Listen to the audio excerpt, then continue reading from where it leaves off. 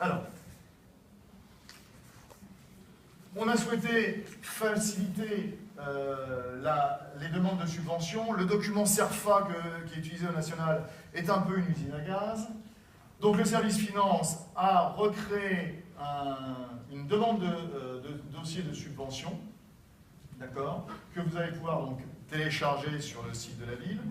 Il est en deux parties, en deux demandes, pour les demandes inférieures à 1 000 € et pour les demandes au-delà de 1 000 €. Madame Ludivine Cholot, ici présente, et Madame Nicole Ménival, notre conseillère déléguée aux finances, ici présente également, donc Nicole, si vous avez te lever, se propose pour vous aider au remplissage à des permanences au service finance. Donc si ça vous est utile, on ne va pas le faire avec le. Merci de bien vouloir passer par le service finance de la ville pour prendre des rendez-vous et venir pour l'aide au remplissage, comme c'est la première année, de ces nouveaux bulletins de subvention. J'en ai là 2 exemplaires papier pour vous les montrer. Je peux également, je les ai en fichier je dirais Word, mais vu l'heure et vu les questions qui ont eu lieu, je pense qu'il est plus judicieux d'aller le télécharger, de prendre contact avec le service finance et de voir avec eux la faisabilité de l'opération. Mais nous avons voulu essayer d'avoir un dossier plus clair, plus précis et plus accessible pour vous, parce que c'est vrai que le dossier CERFA est un peu des fois compliqué à remplir. Oui, qui m'appelle? Dossier CERFA, c'est un doc national. Tout à fait. D'accord, pourquoi le changer? Parce qu'il était un peu usine à gaz, on a voulu le simplifier. Depuis combien d'années on fonctionne avec le CERFA? Depuis la nuit des temps, dirais-je. Ça pose un problème à quelqu'un? Je pense pas. Il faut voir comment ils sont remplis. Donc on a, avec le service finance, dit, bon, tiens, on va le simplifier pour essayer. Je ne vois pas où rentre la notion d'équité quant au changement d'un dossier, d'un format de dossier. Je ne vois pas où est-ce que ça rentre en ligne de compte en termes de motivation. Parce que tu as des dossiers qui sont remplis nickel chrome et d'autres... Ça ne changera pas. Voilà. On a souhaité le simplifier dans l'approche pour que ça soit accessible à tout le monde. Voilà. C'est vraiment le cœur de la motivation. Je ne sais pas, je ne comprends pas. On ne parle pas du cœur de la motivation, c'est juste présenter un nouveau document pour faciliter et votre travail et celui des services financiers. Oui.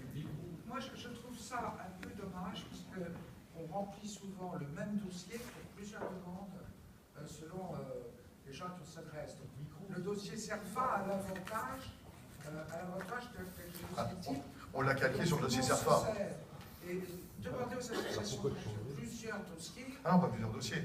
Bah, si on fait une demande au Conseil général, si on fait une demande, c'est souvent bien d'avoir un dossier unique type. Mais bon. Vous pourrez de toute façon reprendre celui qu'on a fait parce qu'on l'a calqué sur le document CERFA. C'est la présentation qui diverge un peu, c'est tout. Il est plus accessible peut-être pour certaines associations. Voilà, Michel. Je disais qu'à Pleurtuis, ils ont fait leur propre CERFA, puisqu'ils ne prennent pas celle qui est faite par le gouvernement. Voilà, c'est un détail. On verra à l'usage si ça fonctionne bien. Et puis si ça ne fonctionne pas, vous nous le direz, et on reviendra au document CERFA. Mais ce n'est pas le plus urgent et le plus important. Par contre, ce que je vous demande désormais, alors pour cette année, je sais que ça va être plus compliqué, mais bon, ça va rentrer dans les mœurs, c'est de respecter le délai pour que nos services puissent les traiter plus facilement et nous-mêmes également pour aller plus vite et pouvoir voir avec vous en fonction de vos projets.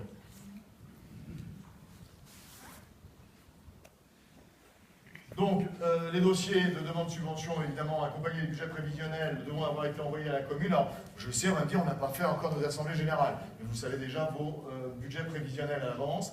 Donc, le montant demandé de la subvention annuelle, je le réitère, puisque ça avait été mis depuis 2 ans sur le cadre de partenariat, ne pourra être supérieur à 50% du total de vos recettes annuelles de l'association, ce qui est déjà pas mal. S'il vous plaît. Oui. Moi, en tant que président, je me dis que ça va être un peu compliqué de faire une demande de subvention. Si on Attends. Moi, je me dis qu'en tant que président, je vais avoir du mal à remplir un dossier parce que je ne vais pas savoir combien je vais devoir payer pour le SIAC, combien je vais devoir... Enfin, on a des données... on a plutôt une absence de données, quoi. Mais, Catherine, c'est ce que je disais, on est en préambule, c'est pour 2017. Là, vous allez faire vos budgets prévisionnels et savoir combien vous allez nous demander. Alors moi, ce que je vais faire, peut-être comme d'autres présidents, je vais peut-être demander un peu plus, parce que comme je vois que je vais être obligée de payer pour certaines choses, voilà, je pense que ça peut être une stratégie. Vous pouvez demander plus, on ne sera pas obligé de l'octroyer. La commission d'attribution des subventions statuera bien sûr sur chacun des dossiers. On arrive aussi, comme je le disais, à des extrémités où j'ai de plus en plus pléthore, nous avons de plus en plus pléthore d'associations de même type.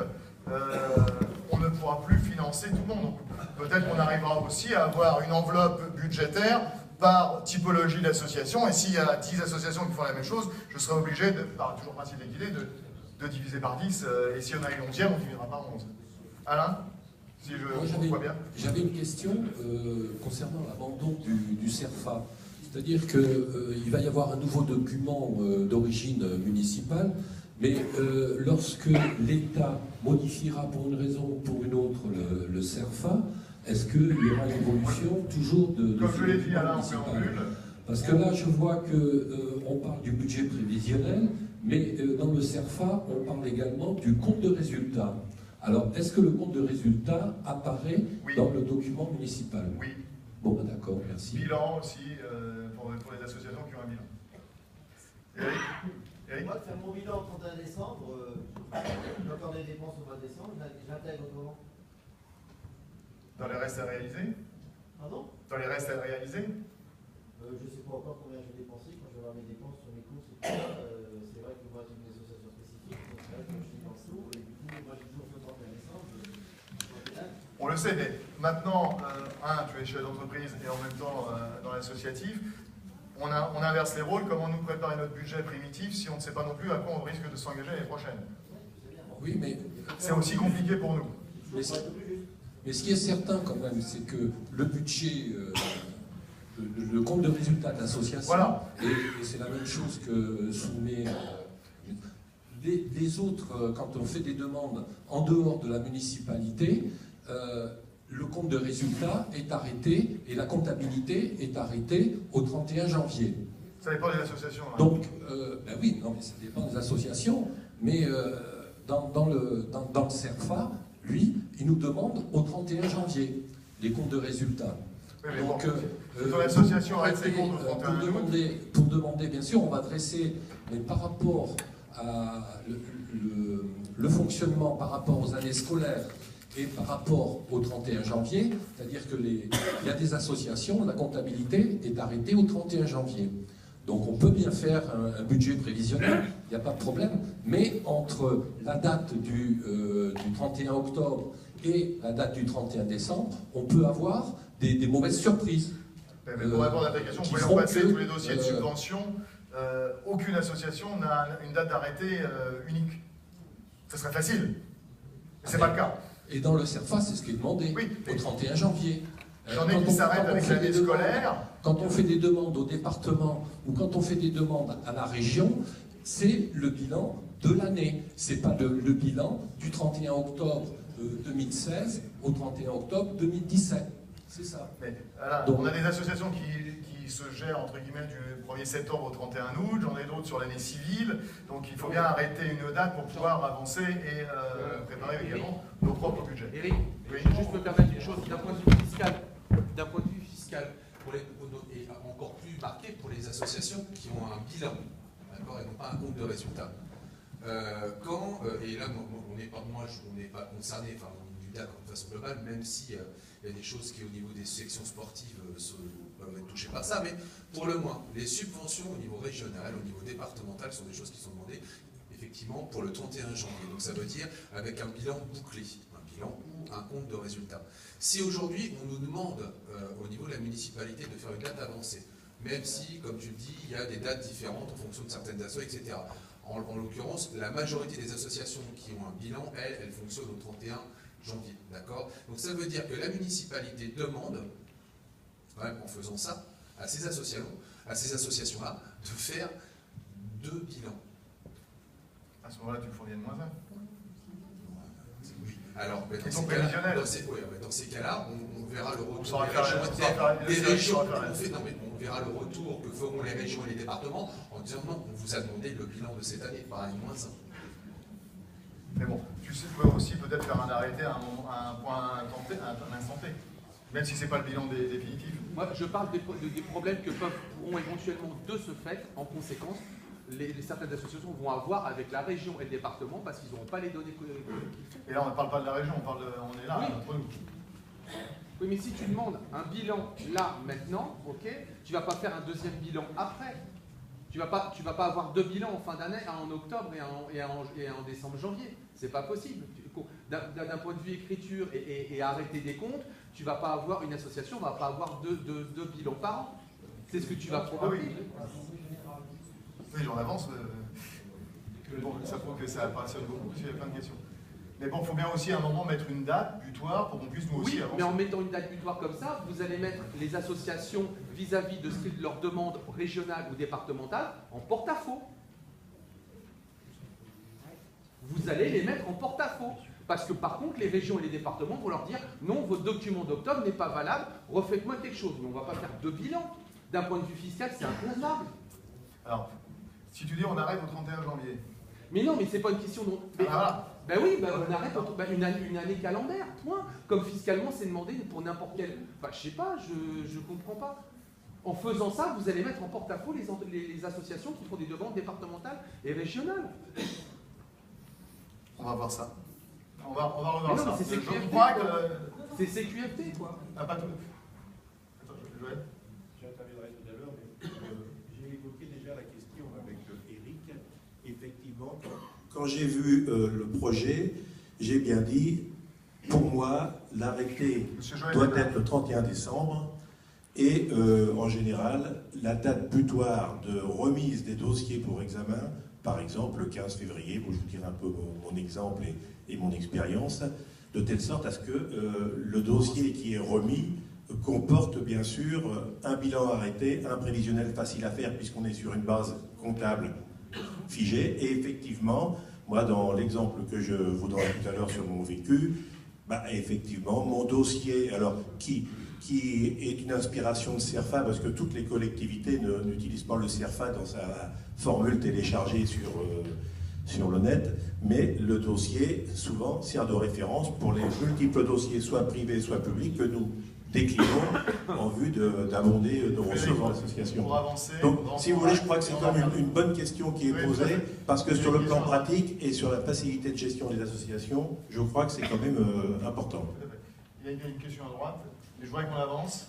Oui, moi je vais m'en aller parce que je me demande ce que je fais là. Je suis la présidente de l'Amicale des donneurs de sang qui a 40 ans cette année. Je suis présidente depuis 20 ans. Moi je n'ai pas d'adhérents, je n'ai pas de rentrée d'argent et je n'ai plus de subvention de la mairie de Dinard. Alors j'aimerais bien connaître les critères pour ceux qui n'ont plus du tout. Nous on a besoin d'un peu d'argent pour se déplacer parce que en dehors des collectes du comptant, parce que ça, on ne se rembourse même pas ça. Donc, dans l'avenir, je crois que l'Amicale des donneurs de sang ne pourra plus continuer à Dinard, c'est clair. Parce qu'on n'a pas de budget et on supprime les subventions.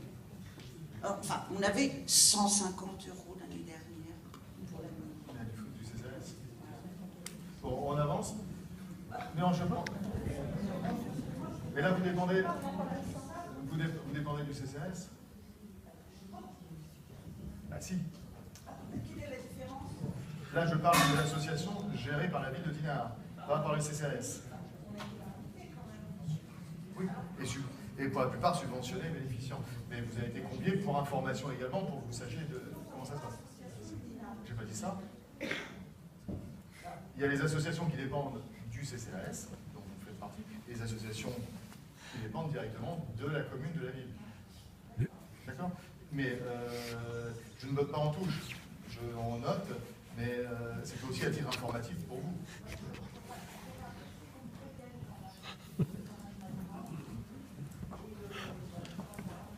Parce que votre dossier n'est pas passé par la commission d'attribution des subventions directement de la ville, ça j'en suis sûr. Au niveau du CCAS. Non, on en reparlera après. Donc là, la liste qui sera marquée dans le dossier, comme ça je passe vite, si vous l'aurez.